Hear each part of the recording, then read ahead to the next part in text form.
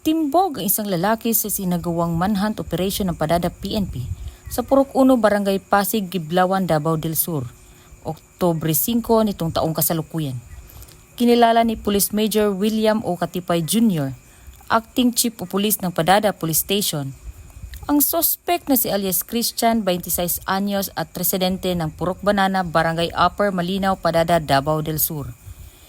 Dagdag pa ni Police Major Katipay, naaresto ang suspect ng mga tauhan ng Padada Police Station sa bisa ng warrant of arrest na kasong attempted homicide na may inirekomendang piyansa na nagkakahalagang 36,000. Ang suspect ay nasa kustudiya na nasabing stasyon para sa tamang disposisyon nito.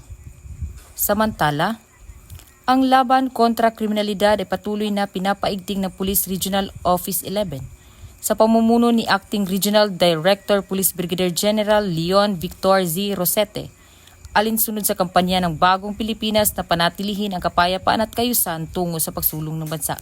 Dito sa Police Regional Office 11, ako ang inyong PNN correspondent, Patrolwoman Reyna Rose Disipulo, alagad ng batas, tagataguyod ng Balitang Pulis.